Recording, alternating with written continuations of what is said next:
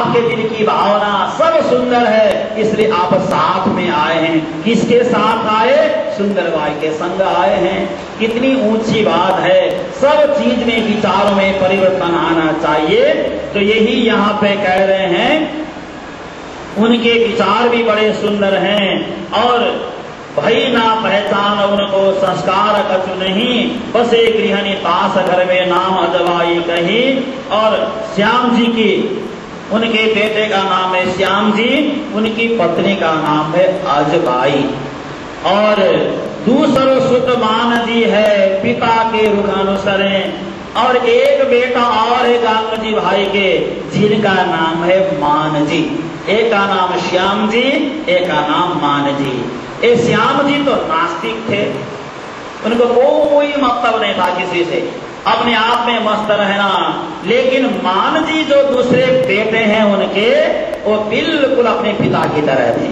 पिताजी की तरह सेवा करना, गुरु महाराज के चरण दाबना, हर सेवा में शामिल होना।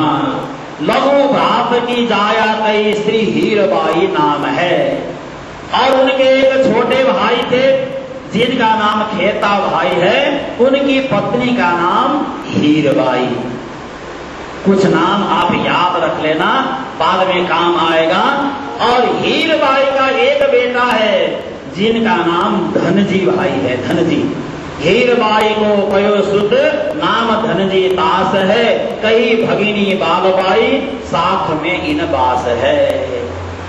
अगर जिसके घर में बहन है तो सोचना चाहिए कुछ न कुछ समस्या भी है। तो गांधी भाई की बहन उनके घर में ही रहती है। आपको पता है बेटी का एक नाम है संस्कृत में दुहिता।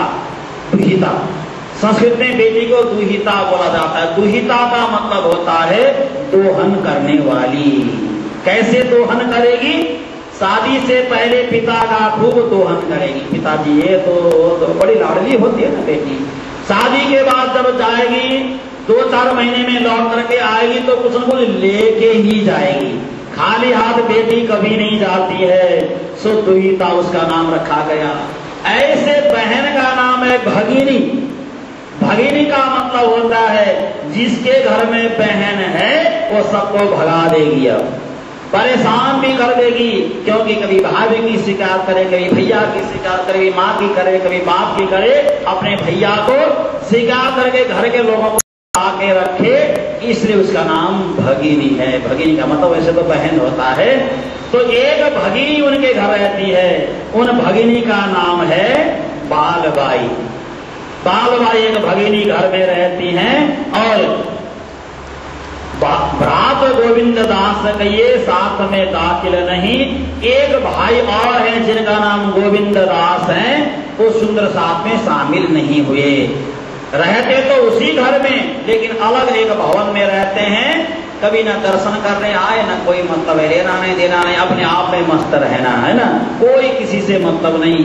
तानबाई बासना एक जीवराज सुनाम है।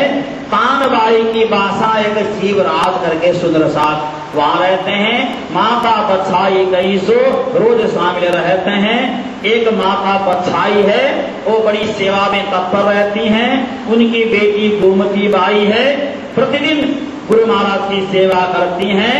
हीरबाई की सुता संज्ञा जसोदा जाससो।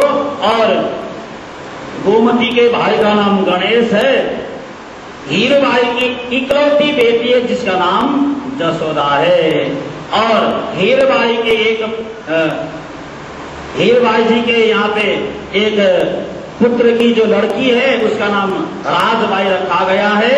श्याम जी की 2 पुत्रियां हैं, हरबाई और लाड़बाई। अब एक बात यहाँ पे लिखा है, ये हरबाई है, लाड़बाई है, श्याम जी की 2 पुत्रियां और ये राजबाई है। इनको कभी कभी श्री कृष्ण खिलौने ला करके देते थे खेलने के लिए। कभी कभी श्री कृष्ण का भी मन करता होगा बच्चों को खिलौना ला करके दें, तो खिलौना ला करके देते हैं। उनके साथ बड़े प्यार से खिलौनों के साथ खेलते हैं। अब सदगुरु श्री देवचंद्र जी महाराज बड़े ध्यान के साथ बड़ी श्रद्धा से सबको चर्चा सुना रहे हैं।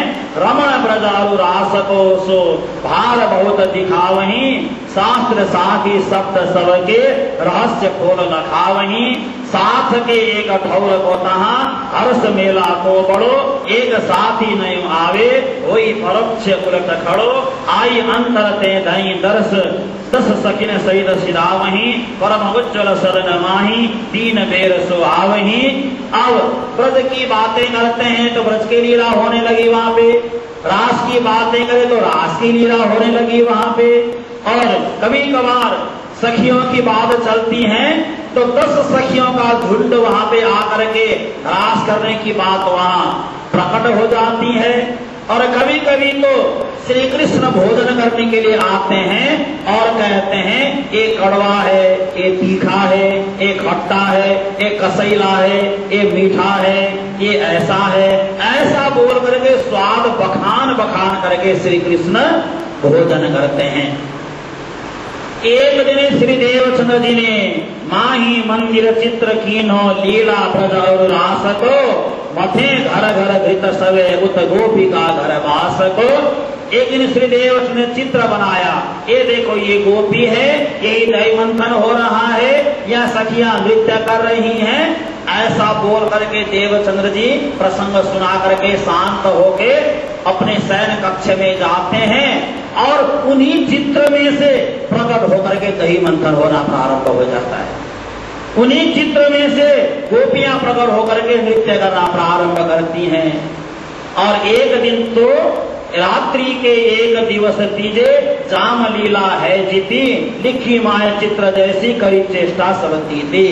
यहाँ पे लिखा है देवचंद्र जी जो जो वर्णन करते और चित्र खींचते वो चित्र प्रत्यक्ष प्रकट होकर के वहां पर लीला करने लग गए।